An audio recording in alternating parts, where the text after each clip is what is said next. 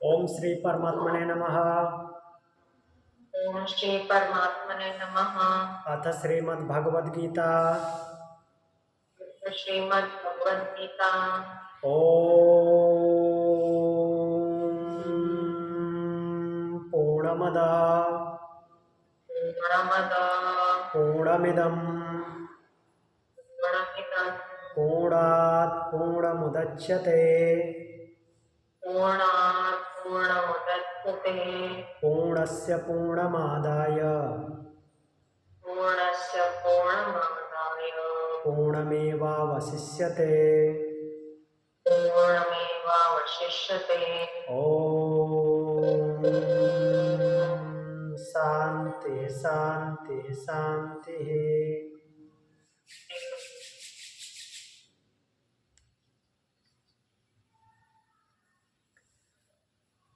हम कल भगवद गीता सांख्य योग अर्थात द्वितीय अध्याय उसका 57, 58, 59, 60 ये 4 श्लोक देखे थे, जिसमें कि स्थित प्रज्ञ अर्थात स्थिर बुद्धि, जिसकी बुद्धि सम अवस्था में आ गई है, भगवान उसके लक्षण बता रहे हैं। क्यों बता रहे हैं? क्योंकि अर्जुन ने प्रश्न पूछा था, उनका ज्ञान का उपदेश और कर्म का उपदेश देने के बाद अर्जुन ने प्रश्न पूछा था कि स्थिर बुद्धि की इतनी बातें कर रहे हैं आप, तो स्थित प्रज्ञस्य का भाषा समाधिस्थस्य केशवा स्थित ध्येय किम प्रभासेत किमासीत ब्रजेत किम, ये प्रश्न पूछा था कि वो स्थिर बुद्धि का व्यवहार कैसा होता है। स्थित प्रज्ञस्य का भाषा समाधिस्थस्य केशवा स्थित ध्येय किम प्रभासेत, वह स्थिर बुद्धि बोलता कैसे है, किमासीत बैठता कैसे है, और विचरण कैसे करता है, आना जाना उसका कैसा होता है। तो भगवान उसी के लक्षण बता रहे हैं डिटेल में। 57 श्लोक में उन्होंने क्या बताया कि जो समभाव में स्थित होता है, जिसकी बुद्धि स्थिर होती है, वो शुभ और अशुभ इन दोनों को पार कर जाता है, दोनों अवस्थाओं से ऊपर होता है। बोलते हैं यह सर्वत्रानभिस्नेहस तत्तत् प्राप्य शुभाशुभम न विनंदति न द्वेष्टि तस्य प्रज्ञा प्रतिष्ठिता। बोल रहे हैं भगवान कि जो हर परिस्थिति में आसक्ति से रहित होता है, अर्थात शुभ या अशुभ कुछ भी प्राप्त हो, शुभ के प्राप्त होने पर वो अत्यधिक प्रसन्न नहीं होता, और अशुभ प्राप्त होने पर वो घृणा नहीं करता, नफरत नहीं करता, उसकी बुद्धि स्थिर मानी जाती है। अच्छा, तो ऐसा है? अगर ऐसा है तो फिर ऐसा प्रश्न बनना स्वाभाविक है कि अगर मनुष्य का मन शुभ और अशुभ से प्रभावित क्यों नहीं, शुभ और अशुभ से इतना प्रभावित क्यों हो जाता है, ये शुभ और अशुभ की बात आ ही क्यों रही है, क्यों प्रभावित हो जाता है, हमारी बुद्धि स्थिर क्यों नहीं रह पाती, और ऐसा कौन सा अभ्यास है जिससे मन स्थिर हो जाता है। तो भगवान ने कछुए का एग्जाम्पल दिया। बोल रहे हैं भगवान यदा संघरते चायं कर्मो अंगानी व सर्वशः इंद्रियाणींद्रियार्थेभ्यस तस्य प्रज्ञा प्रतिष्ठिता। मन कैसे स्थिर होता है? जब साधक कछुए की तरह अपने अंगों को चारों तरफ से समेट लेने की भांति, जैसे कछुआ अपने अंगों को समेट लेता है खतरे की आहट पाते ही, वैसे ही साधक जब खतरे के जो विषय होते हैं उनसे इंद्रियों को अपने उन विषयों से हटा लेता है, खींच लेता है, वापस नहीं जाना है उधर, तो उसकी बुद्धि स्थिर हो जाती है। अब फिर आगे क्या होता है? फिर प्रश्न बनता है इस पर कि क्या केवल इंद्रियों को रोक लेने से ही विषयों की इच्छा समाप्त हो जाती है? कछुआ ने मान लिया कि अपने इंद्रियों को समेट लिया, तो वैसे साधक अपने इंद्रियों को समेट लेता है तो क्या इच्छा समाप्त हो जाती है? यदि कोई बाहरी भोग दूर हो जाए तो क्या उसके मन से भी उसकी लालसा मिट जाती है या भीतर कहीं उसका आकर्षण अभी बना रहता है? तो भगवान क्या बोलते हैं, अब वो कैसे समाप्त होगा? भगवान बोलते हैं विषया विनिवर्तन्ते निराहारस्य देहिना रसवर्जम रसोप्यस्य परम दृष्ट्वा निवर्तते। भगवान बोल रहे हैं कि निराहारस्य देहिना विषया विनिवर्तन्ते रसवर्जम, भोगों से दूर रहने वाला मनुष्य से इंद्रिय विषय तो दूर हो जाते हैं परंतु उसका आकर्षण शेष रहता है, उसके मन में चलता रहता है, क्योंकि पहले वो खाया पिया है, वैसा सब कुछ किया है, तो मन में सब कुछ चलता रहता है। लेकिन जब वह परम का अनुभव कर लेता है अर्थात गुणातीत की अवस्था में चला जाता है, तब वह आकर्षण भी समाप्त हो जाता है।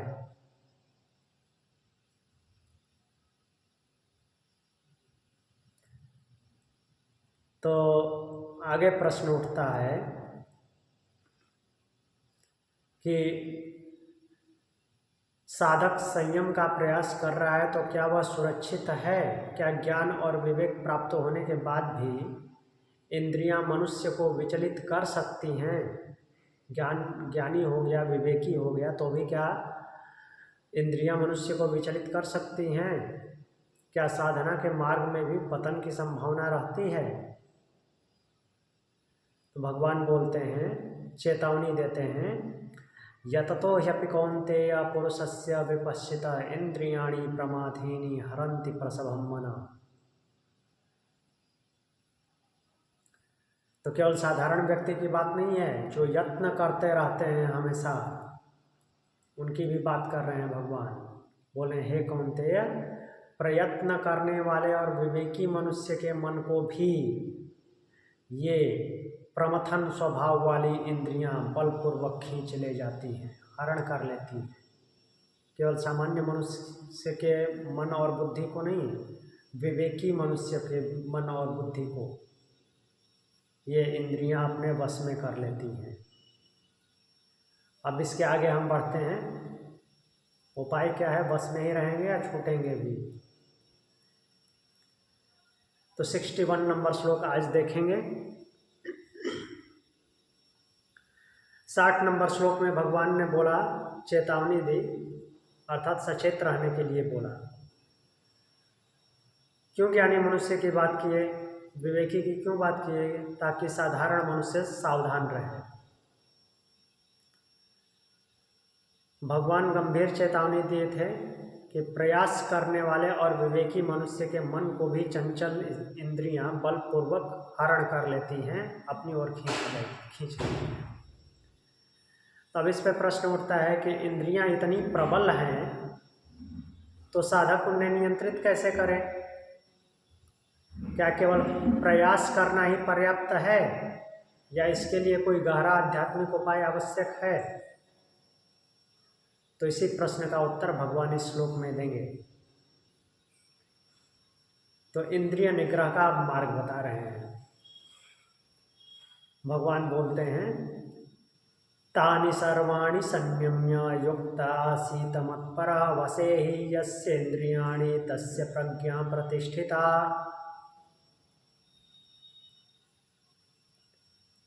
बोले तानि सर्वाणि इंद्रियाणि संयम्य मत्परः युक्त आसीत, उन सभी इंद्रियों को संयम में रखकर,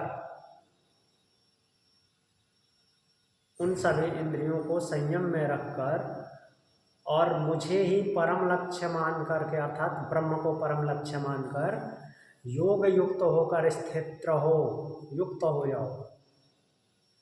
क्योंकि जिनकी इंद्रियां वश में होती है उनकी बुद्धि वास्तव में स्थिर होती है।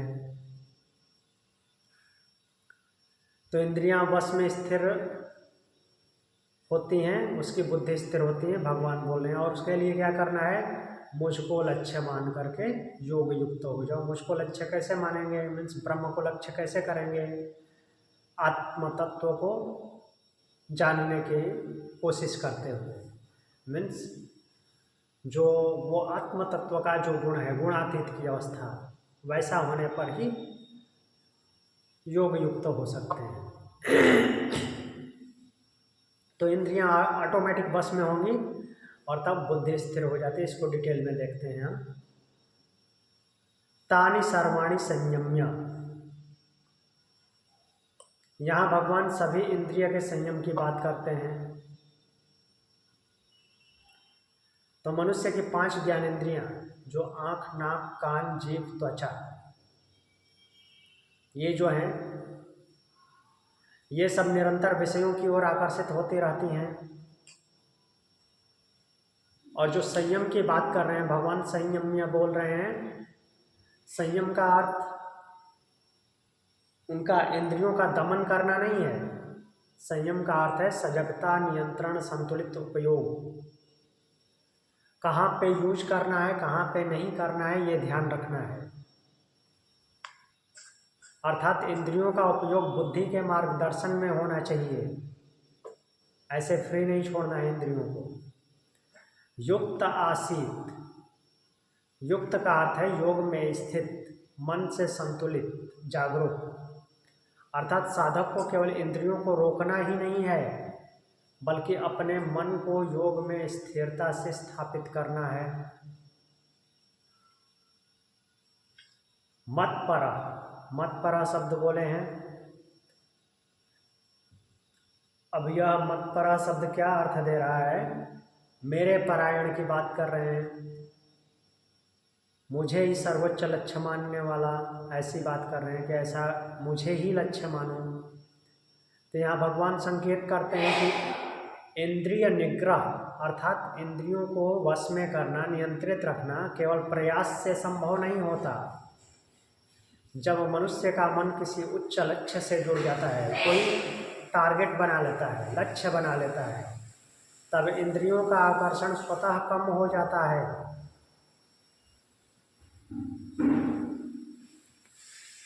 अर्थात इंद्रियों के साथ मन अटैच नहीं होता। जो यह उच्च लक्ष्य है वो आत्मानुभूति है, परमात्मा या आत्मानुभूति है, मीन्स आत्म तत्व का अनुभव करना, अपने आप में स्थित होना।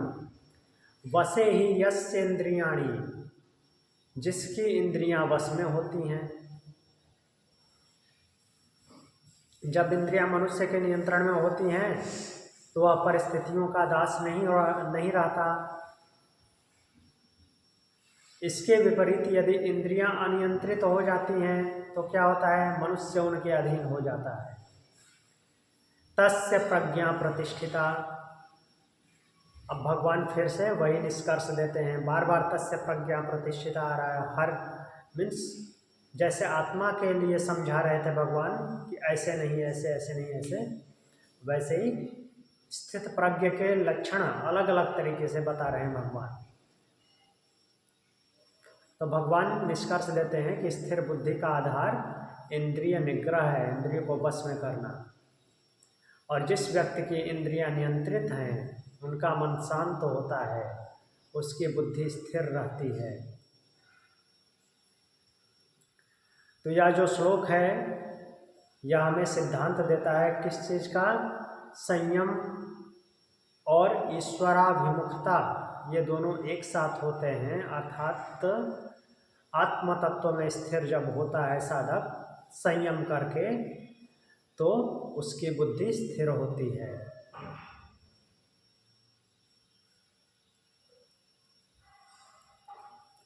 अगले श्लोक में चलते हैं, 62 नंबर श्लोक। प्रश्न बनता है पिछले श्लोक से। पिछले श्लोक में भगवान ने क्या बोला? साधक को अपनी इंद्रियों को संयमित करके और परम लक्ष्य में स्थित होकर जीवन जीना चाहिए, क्योंकि जिसकी इंद्रियां वश में होती हैं उसकी बुद्धि स्थिर होती है। तो यहाँ पे प्रश्न उठता है कि यदि साधक सावधान न रहे तो क्या होगा? अगर सावधान रह करके इंद्रियों को वश में न रखे तो क्या होगा? इंद्रियों का विषयों की ओर जाना मनुष्य को किस दिशा में ले जाता है? तथा मन के भीतर विषयों का चिंतन धीरे धीरे किस प्रकार पतन का कारण बनता है। अगर सावधान नहीं रहता है साधक तो क्या होता है, अर्थात मान लीजिए कि वो स्थित प्रज्ञ की स्थिति में नहीं रहा, विचलित हो गया, तो क्या होता है, एक प्रकार से यहाँ पे साधारण मानव की बात हो रही है। तो इन प्रश्नों का उत्तर भगवान देते हैं। श्लोक बोलते हैं, ध्यायतो विषयान पुंसा संगस्ते सोपजायते संगात संजायते कामः कामात् क्रोधोऽभिजायते। ध्यायतो विषयान पुंसा संगस्ते सोपजायते। भगवान बोल रहे हैं कि जब मनुष्य विषयों का चिंतन करता रहता है, ध्यायतो विषयान पुंसा संगस्ते सोपजायते, तो उसमें आसक्ति उत्पन्न हो जाती है। संगात संजायते कामः, और जब उस विषय की आसक्ति उत्पन्न होती है तो उस विषय के प्रति कामना भी उत्पन्न होती है, इच्छा उत्पन्न होती है, जो जो उससे प्राप्त हो सकता है उसकी इच्छा उत्पन्न होगी। कामात् क्रोधा अभिजायते, और जब कामना में विघ्न पड़ जाता है, कुछ कोई अड़ंगा लगा दिया, पूरा नहीं हुआ, तो क्या होता है, क्रोध उत्पन्न होता है। काफी अच्छा श्लोक है।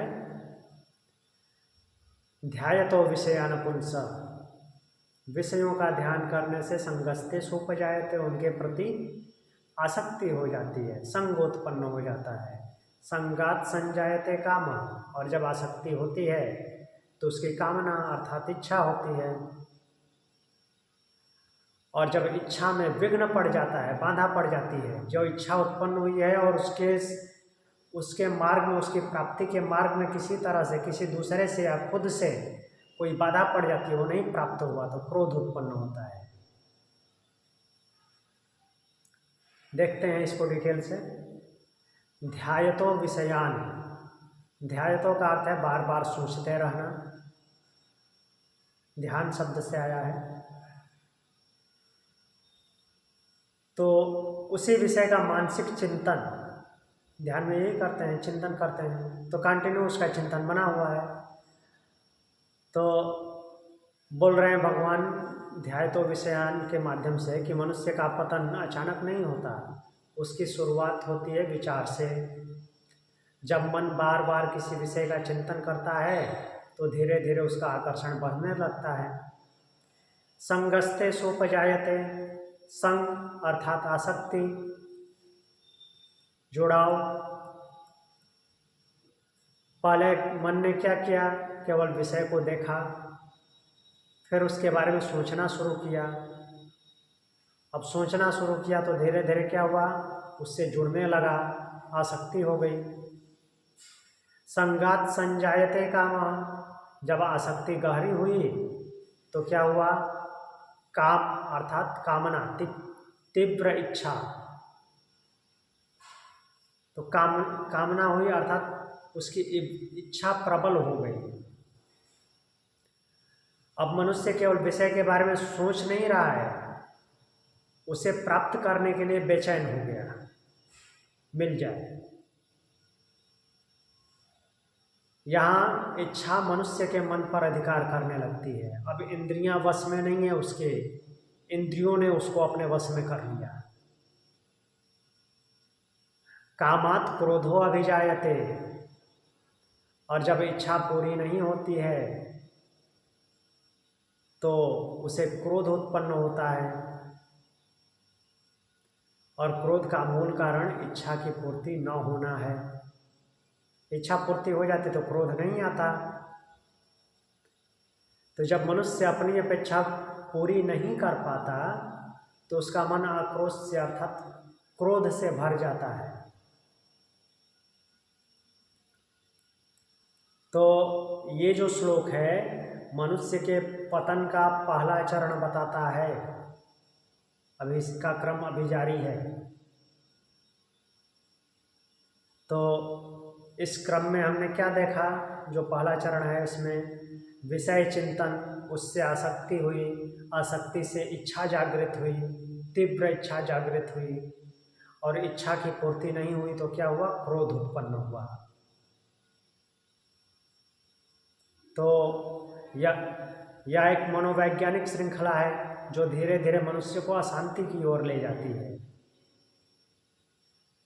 तो भगवत गीता हमको सिखाती है कि विचार ही कर्म और चरित्र की जड़ है। यदि विचार शुद्ध है तो जीवन भी ठीक रहेगा।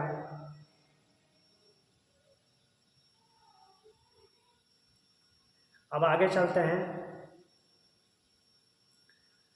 तो इस श्लोक के माध्यम से हम क्या चिंतन कर सकते हैं, हमारे मन में सबसे अधिक किस प्रकार के विचार आते हैं उसको ध्यान देना है। क्या हम विषयों का बार बार चिंतन करते रहते हैं तो इच्छा जागृत होगी, नहीं पूरा होगा तो क्रोध आएगा। क्या हमारी इच्छाएं क्या इच्छाएं जो हैं हमें नियंत्रित कर रही हैं, अर्थात हम अपने इंद्रियों के वश में हैं। तो इन प्रश्नों के उत्तर ढूंढना है, और जब उत्तर मिलता है तो वो आपको जागृत करते हैं, जगाते हैं, नहीं तो उसकी धारा में बहते रहते हैं। अगला श्लोक देखते हैं, 63 नंबर, 63 नंबर। 62वें श्लोक में भगवान ने बोला, एक श्रृंखला बताई पतन की श्रृंखला का पहला चरण बताया था। उसमें क्या था, विषय चिंतन से आसक्ति, आसक्ति से इच्छा, और इच्छा पूर्ति न होने पर क्रोध। अब उसका अगला चरण बताते हैं आप यहाँ पे। बट इससे पहले प्रश्न क्या बनता है कि क्या क्रोध ही पतन का अंतिम चरण है? क्रोध के बाद मनुष्य के भीतर क्या होता है? क्रोध जब होता है, क्रोध आता है, उसके बाद क्या होता है? क्यों क्रोध में मनुष्य वह कर बैठता है जिसका उसे बाद में पश्चाताप होता है? तो इन प्रश्नों का उत्तर भगवान इस आगे वाले श्लोक में देते हैं और बताते हैं कि क्रोध से आरंभ होकर मनुष्य का अंततः पूर्ण आध्यात्मिक पतन कैसे होता है, पूरी तरह से उसका पतन कैसे होता है। तो भगवान बोलते हैं, क्रोधात् भवति सम्मोहः, सम्मोहात् स्मृति विभ्रमः, स्मृति भ्रंशात् बुद्धिनाशो, बुद्धिनाशात् प्रणश्यति। भगवान बोल रहे हैं, पिछले श्लोक में क्या बोले थे, विषय का चिंतन करने से आसक्ति होगी, आसक्ति से इच्छा उत्पन्न होगी, प्रबल इच्छा होगी, और इच्छा की पूर्ति नहीं होगी तो क्रोध उत्पन्न होगा। अब इस श्लोक में बोलते हैं, क्रोधात् भवति सम्मोहः। क्रोध से क्या होता है, मोह उत्पन्न होता है। मोह, यहाँ पे मोह का क्या लेना देना है? क्रोध क्यों आया? इच्छा की पूर्ति न हुई, तो इच्छा की पूर्ति नहीं हुई, क्रोध उत्पन्न हुआ। वो क्रोध किस लिए है? जो मिलना था नहीं मिला, वो मुझे चाहिए। इसको बच्चों पे सीधे सीधे देख सकते हैं, बड़े भी ऐसा करते हैं बहुत। बच्चे को कुछ नहीं मिलता है, जिद कर लेते हैं, चाहिए। मोह से स्मृति भ्रमित हो जाती है, और स्मृति नष्ट होने से बुद्धि नाश हो जाता है। सम्मोहात् स्मृति विभ्रमा, स्मृति भ्रंशात् बुद्धिनाशः। और जब बुद्धि का नाश होता है तो क्या होता है? प्रणश्यति, मनुष्य का पतन हो जाता है। इसको थोड़ा और डिटेल में देखते हैं। क्रोधात् भवति सम्मोहः।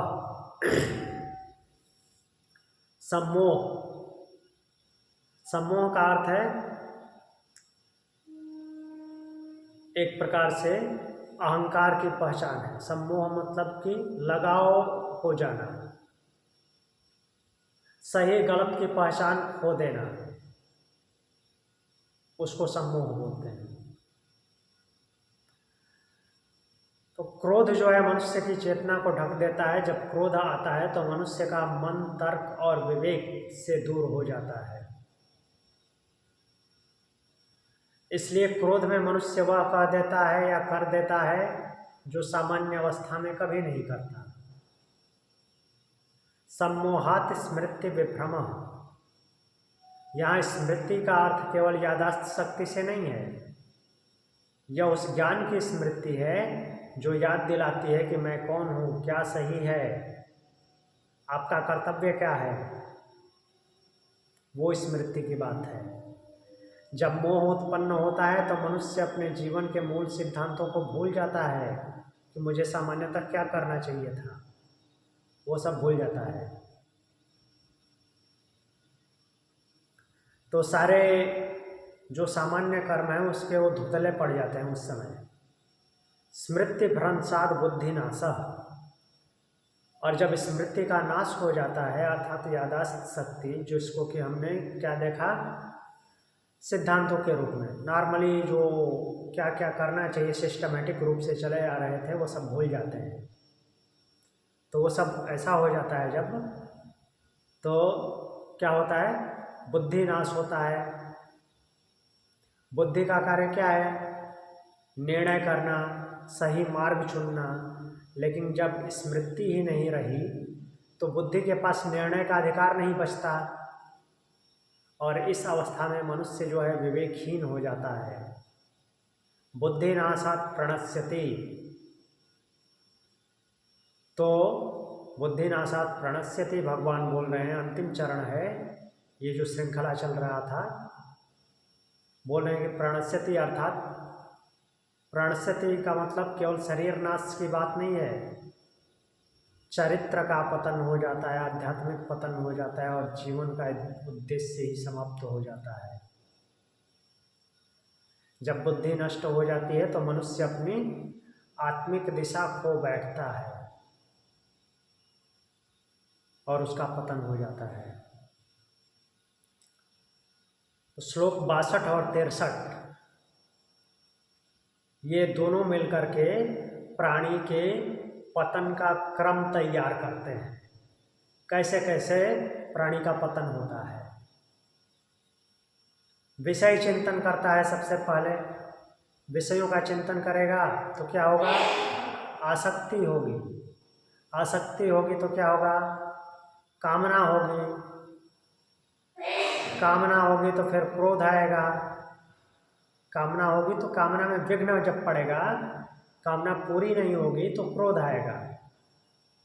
और जब क्रोध उत्पन्न होगा, क्रोधात् भवति सम्मोह, तो सम्मोह होगा। सम्मोहात् स्मृति विभ्रमा, और ऐसा मोह होगा तो स्मृति में भ्रम हो जाएगा। स्मृति में भ्रम होगा तो बुद्धि नाश होगा, और बुद्धि नाश होगा तो पतन हो जाएगा। इस तरह से सीक्वेंस है पतन का।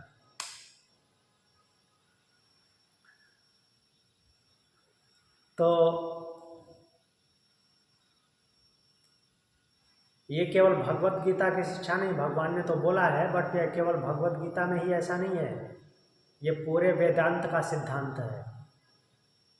ऐसा ही होता है।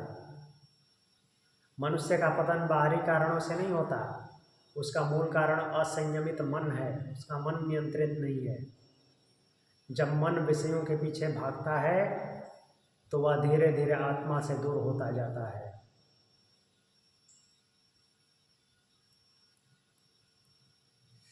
अगला श्लोक चलते हैं, देखते हैं। श्लोक नंबर 64, 64 नंबर श्लोक। 62 और 63 में भगवान ने मनुष्य के पतन की मनोवैज्ञानिक श्रृंखला तैयार करके बताई। विषय चिंतन करता है साधक, साधक नहीं बोल सकते, तो सामान्य मनुष्य है। विषय चिंतन करेगा तो आसक्ति होगी, आसक्ति होगी तो कामना उत्पन्न होगी, कामना में विघ्न पड़ेगा, क्रोध उत्पन्न होगा, क्रोध जब आएगा तो बुद्धि सम्मोहित हो जाएगी, मूढ़ बुद्धि हो जाएगी, और फिर स्मृति भ्रम होगा।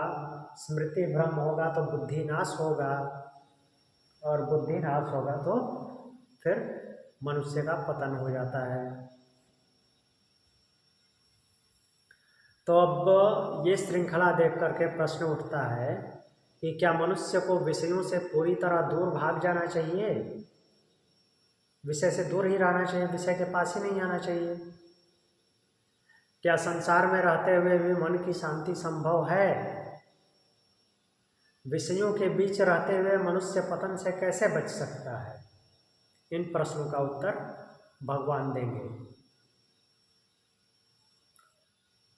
तो पतन की श्रृंखला के बाद अब भगवान उद्धार का भी मार्ग बताते हैं। केवल पतन का मार्ग बताने से तो चलेगा नहीं काम, उससे बाहर कैसे निकलना है। भगवान बोलते हैं, राग द्वेष वियुक्तैस्तु विषयानिन्द्रियैश्चरन् आत्मवश्यैर्विधेयात्मा प्रसादमधिगच्छति।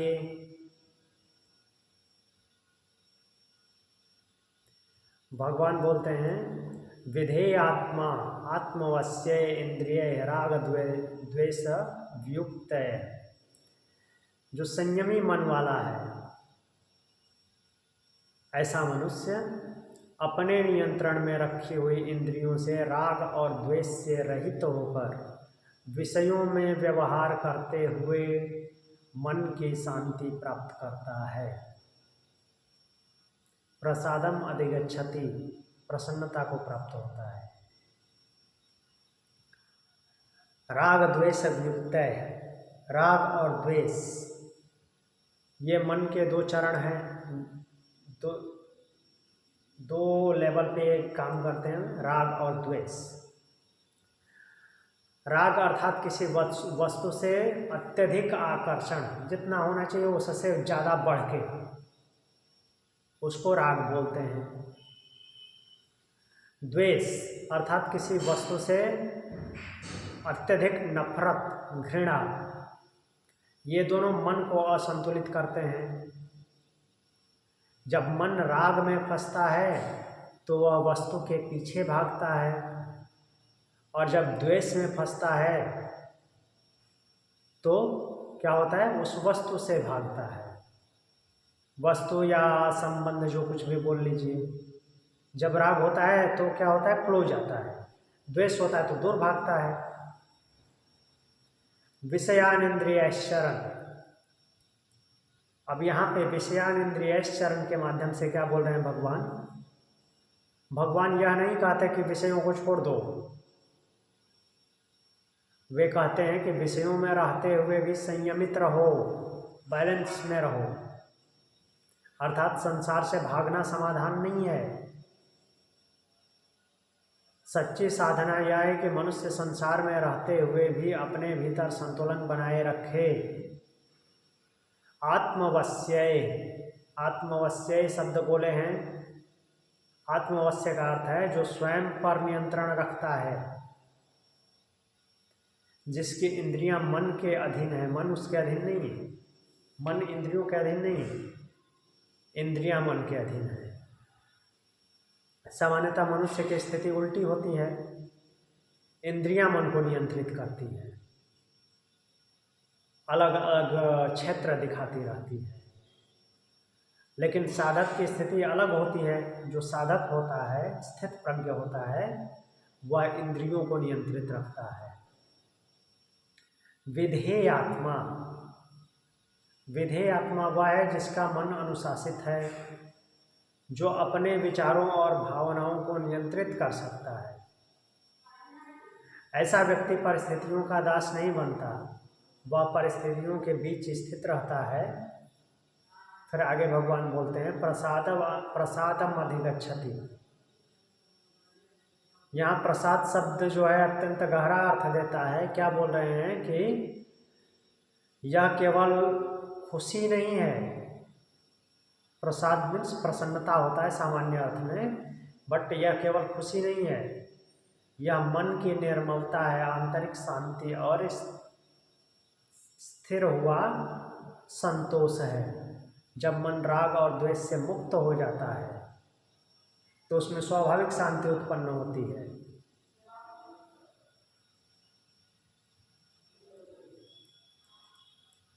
तो ये श्लोक हमको बताता है सच्चा वैराग्य संसार से भागना नहीं है। संसार से भागना कभी नहीं है। सच्चा वैराग्य संसार में रहते हुए भी उससे आंतरिक रूप से मुक्त रहना, सब कुछ करते हुए मुक्त रहना, और यही समत्व की स्थिति है। साधक संसार में रहता है लेकिन उसका मन संसार से बंधता नहीं है।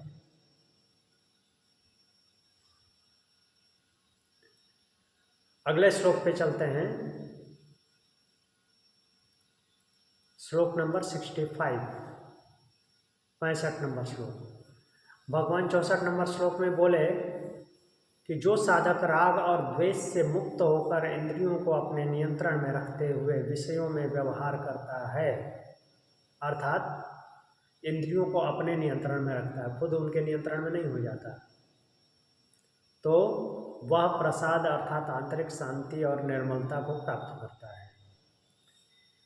तो इस पर प्रश्न बनता है कि जब मनुष्य को यह प्रसाद अर्थात आंतरिक शांति प्राप्त हो जाती है तब उसके जीवन में क्या परिवर्तन होता है?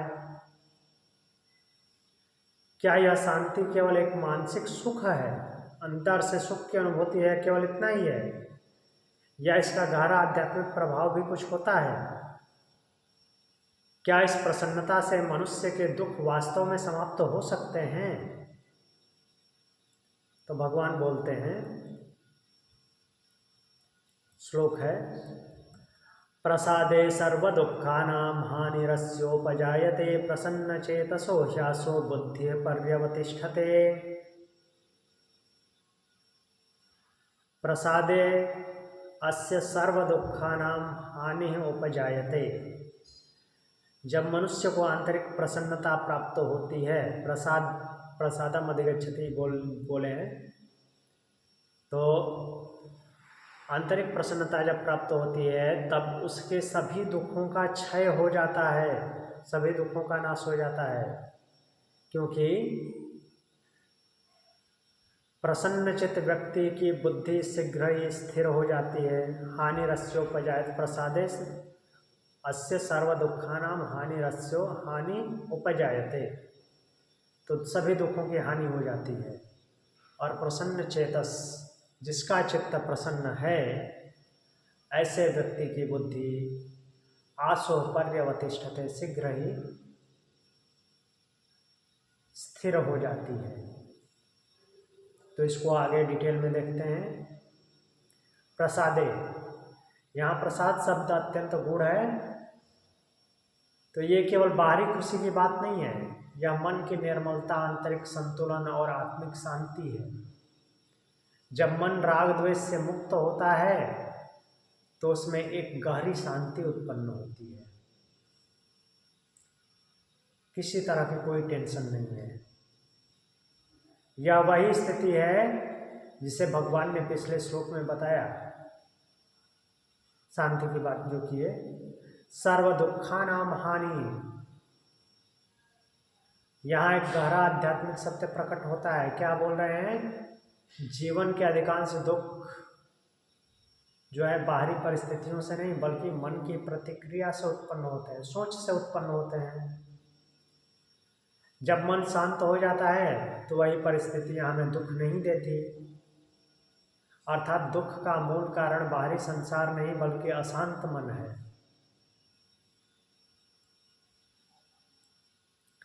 प्रसन्न चेतसा, प्रसन्नचित्त वह व्यक्ति होता है जिसका मन संतुलित है। मन संतुलित नहीं है तो प्रसन्न नहीं हो सकता।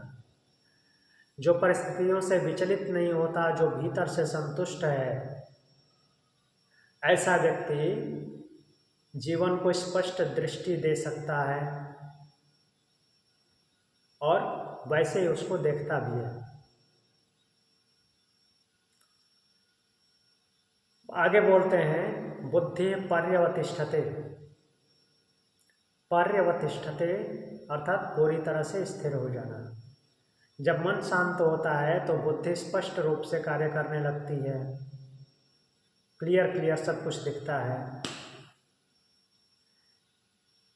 स्वाभाविक सी बात है, जब बुद्धि कई जगह एक साथ उलझी होती है तो कोई भी चीज़ ठीक से पता नहीं चलता, और जब शांत होता है मन तो सब कुछ सही सही पता चलता है।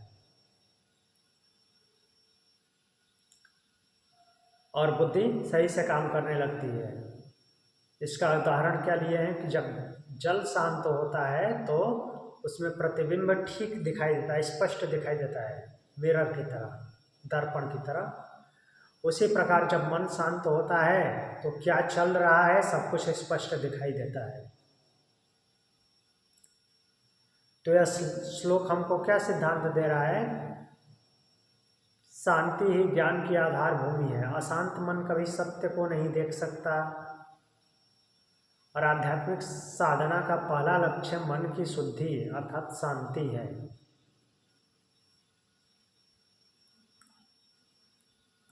तो हमें क्या सोचने के लिए यह श्लोक प्रेरित करता है कि क्या हमारी खुशी बाहरी परिस्थितियों पर निर्भर करती है?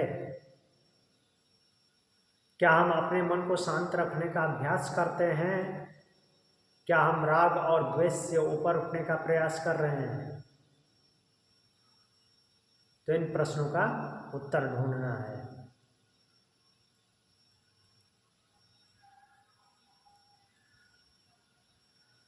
एक और श्लोक देख लेते हैं, 66 नंबर श्लोक। पिछले श्लोक में भगवान ने क्या बताया कि जब मनुष्य को आंतरिक प्रसाद अर्थात मन की निर्मल शांति प्राप्त हो जाती है तब उसके सभी दुख समाप्त हो जाते हैं और उसकी बुद्धि शीघ्र ही स्थिर हो जाती है। तो यहाँ पे प्रश्न उठता है कि यदि मनुष्य का मन संयमित और शांत न हो तो क्या होगा? मनुष्य की बुद्धि जो इस मन स्थिर हो गया उसको आंतरिक प्रसन्नता प्राप्त हो जाती है तो सभी दुखों की हानि हो जाती है और बुद्धि शीघ्र ही स्थिर हो जाती है। प्रश्न है कि अगर शांत नहीं हुआ, मनुष्य का मन संयमित नहीं हुआ तो क्या होगा? क्या शांत और असंयमित मन में ज्ञान का ध्यान संभव है? ज्ञान या ध्यान जो है वो होना संभव है अर्थात स्थिर होना संभव है? और यदि मन में शांति ही नहीं है तो क्या जीवन में सुख मिल सकता है? तो इसी प्रश्न का उत्तर भगवान दे रहे हैं। नास्ति बुद्धिर्युक्तस्य न चायुक्तस्य भावना न चाभावयतः शांतिरशांतस्य कुतः सुखम। बोल रहे हैं कि अयुक्तस्य बुद्धि नास्ति, असंयमित व्यक्ति की बुद्धि स्थिर नहीं होती। अयुक्तस्य भावना च न, और ऐसा जो अयुक्त अर्थात संयमित जो नहीं है ऐसे व्यक्ति के लिए जो है भावना यहाँ पे भावना का अर्थ भाव से केवल नहीं है, ध्यान से है अर्थात बुद्धि का कंसंट्रेशन। ध्यान भी संभव नहीं होता। अभावयतः शांति, और जिसमें भावना का अभाव है अर्थात ध्यान का कंसंट्रेशन, धारणा को एकाग्र करने का अभाव है, उसको शांति नहीं मिलती। अशांतस्य कुतः सुखम, और जो अशांत है, शांति नहीं है जहाँ पे, वहाँ वो सुखी कैसे हो सकता है? जो अशांत है वह सुखी कैसे हो सकता है? सुखी नहीं हो सकता, उसको सुख नहीं प्राप्त हो सकता। बोल रहे हैं नास्ति बुद्धिर्युक्तस्य, अयुक्त वह है जिसका मन संयमित नहीं है, जिसकी इंद्रियां नियंत्रण में नहीं है। ऐसे व्यक्ति की बुद्धि स्थिर नहीं होती, उसका मन बार बार विषयों की ओर भागता है, तो इसलिए भी वो सही निर्णय लेने में असमर्थ होता है। न चायुक्तस्य भावना, यहाँ भावना का अर्थ है ध्यान या आत्मचिंतन। असंयमित मन कभी ध्यान में स्थिर नहीं हो सकता। जब मन बार बार भटकता है तो साधना गहराई तक नहीं पहुंच पाती, साधना होती ही नहीं। न चाभावयतः शांति, और जो व्यक्ति ध्यान नहीं करता उसे शांति भी प्राप्त नहीं होती अर्थात कंसंट्रेट नहीं करता अपने बुद्धि को, तो उसे शांति नहीं प्राप्त होती, क्योंकि मन की शांति केवल बाहरी सुखों से नहीं आती। शांति आती है आत्मचिंतन से, आत्मसंयम से और आध्यात्मिक जागरूकता से। अशांतस्य कुतः सुखम, अब यह जो वाक्य है इसके माध्यम से बोलते हैं भगवान कि यदि मन अशांत है तो जीवन में सुख संभव नहीं है। मन अशांत हो तो धन संपदा कोई भी सुख नहीं दे सकते। सफलता भी शांति नहीं देती। अगर मन अशांत है तो सफलता तो पहले मिलेगी ही नहीं, अगर मिल भी गई तो वो शांति नहीं देती। प्रतिष्ठा भी संतोष नहीं देता, अतः सच्चे सुख की जड़ आंतरिक शांति है।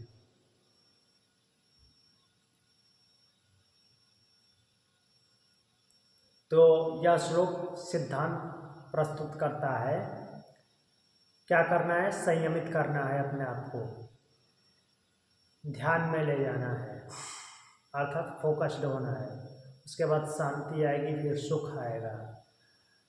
और अगर ऐसा नहीं करेंगे तो इसका उल्टा होगा, ये श्लोक याद दिला रहा है। संयमित नहीं रहेंगे तो ध्यान नहीं होगा, एकाग्रता नहीं बनेगी, एकाग्रता नहीं बनेगी तो शांति नहीं आएगी, और शांति नहीं आएगी तो सुख भी प्राप्त नहीं होगा। यदि संयम नहीं तो ध्यान भी नहीं, और ध्यान नहीं तो शांति नहीं होगी, और शांति नहीं है तो सुख भी संभव नहीं है। यह श्लोक हमें बताता है। तो आज के लिए इतना ही। कुछ पूछना है किसी को? सर जी।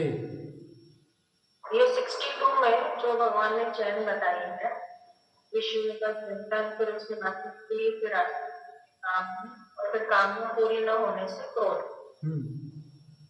तो ये जो चैन है, इसको ब्रेक करने का तरीका ध्यान ही है क्या, जो हमने अभी लास्ट श्लोक में जो पढ़ा? किसको ब्रेक करने का? ये जो श्लोक नंबर 62 में उन्होंने चैन बताई है, हाँ, का चिंतन, वो जो श्रृंखला है, फिर उसमें आसक्ति, फिर आसक्ति से कामना, वो कामना पूरी न होने से क्रोध। हाँ, ठीक है। हाँ जी। और समझो क्रोध के पहले थोड़ा आते हैं आसक्ति, और आसक्ति से कामना। तो वो जो अधूरी कामना हो, समझो किसी कारण से, अभी समझो मुझे कुछ चीज खाने की इच्छा हुई, लेकिन मुझे पता है कि वो अच्छी नहीं है मेरे हेल्थ के लिए जी, लेकिन इच्छा हुई है। ठीक है। तो वो अधूरी इच्छा बार बार चिंतन को ट्रिगर करती रहती है। हाँ, करती रहती है। हाँ, तो इस चैन को ब्रेक कैसे करने का मतलब? संयम से। ओके। अच्छा, ओके। इंद्रियों को बार बार अपने वश में करने की कोशिश कीजिए, बट हाँ, इतना आसान नहीं है। वो तो भगवान बार बार बता रहे हैं। प्रमथन स्वभाव वाली हैं इंद्रियां, बट उपाय वही है, इंद्रियों को वश में करना है, मन को इंद्रियों के वश में नहीं होने देना है। हाँ, मतलब वो संयमित करते रहना है खुद को जी, ऐसे स्टेप करना है। हाँ, ठीक है। और कुछ? सर, मूड शब्द जो है सम्मोह। हाँ, हाँ, सम्मोह का वास्तविक अर्थ होता है कि मोहित होने का भाव। एक्चुअली उसका दूसरा अर्थ होता है मूढ़ भाव, मूर्ख जैसी भावना, मीन्स कुछ ठीक ठीक समझ ना आना। अच्छा, कंफ्यूज टाइप। हाँ,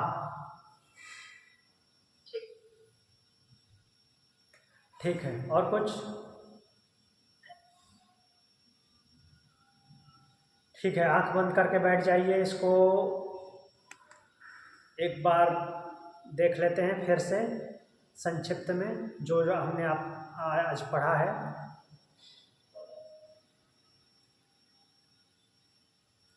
तो 61 नंबर श्लोक से चालू किया था, तो 61 से 66 तक आज हमने देखा। उसको हम दोहरा लेते हैं, रिवीजन कर लेते हैं। 61 में भगवान बोल रहे हैं, तानि सर्वाणि संयम्य योक्त आसीत मत्परा वसे ही यस्येन्द्रियाणि तस्य प्रज्ञा प्रतिष्ठिता। तानि शब्द आया है इंद्रियों के लिए। तो तानि सर्वाणि, उन सभी इंद्रियों को, संयम्य,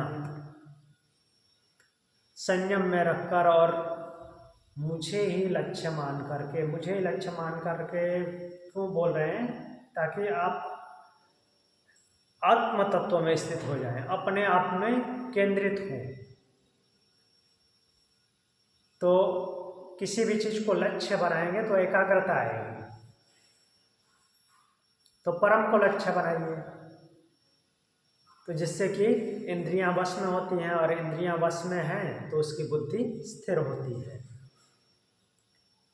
कुल मिलाकर के इंद्रियों को ही वश में करने की बात कर रहे हैं भगवान। फिर 62 नंबर श्लोक में बोलते हैं, ये लगभग अब साधक की बात नहीं, यहाँ पे सामान्य की बात आ गई है। साधक तो विचलित होगा नहीं, मीन्स स्थित प्रज्ञ जो है वो तो विचलित होगा नहीं, जो स्थित प्रज्ञ नहीं है उसकी बात है ये।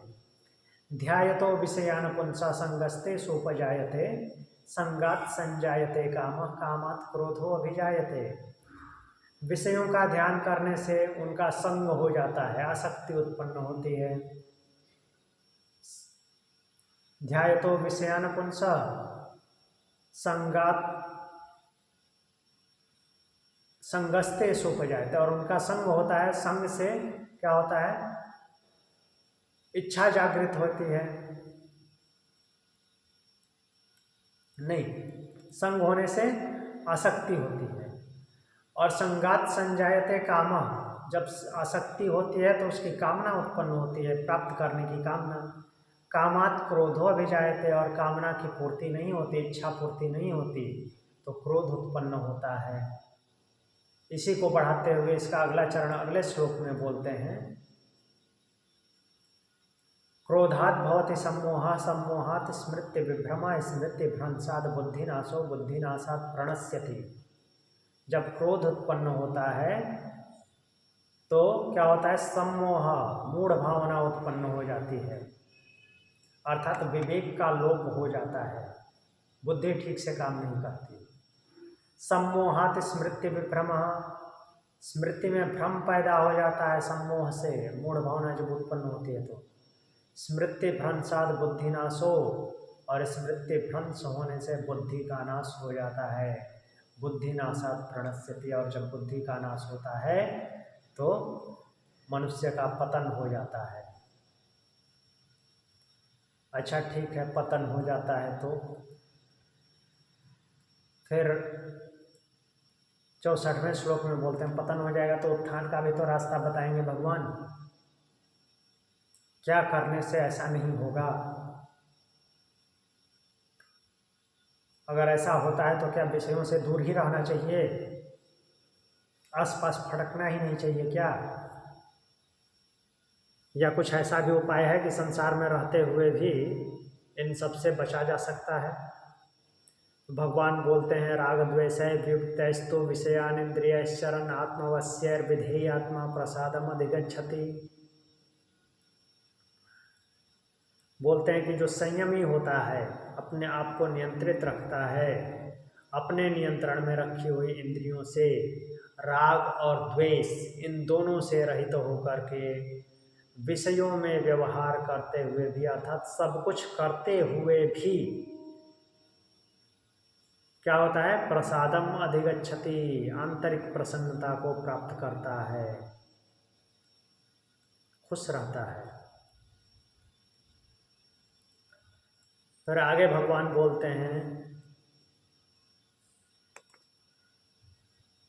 प्रश्न बनता है कि अगर आंतरिक प्रसन्नता प्राप्त हो जाती है तो उसके जीवन में क्या परिवर्तन होता है। भगवान बोलते हैं, प्रसादे सर्व दुखानां हानिरस्योपजायते प्रसन्न चेतसो ह्यासो बुद्धि पर्यवतिष्ठते। प्रसादे सर्व दुखानां हानिरस्योपजायते, जब मनुष्य को आंतरिक प्रसन्नता प्राप्त होती है तब उसके सभी दुखों का क्षय हो जाता है, हानि हो जाती है।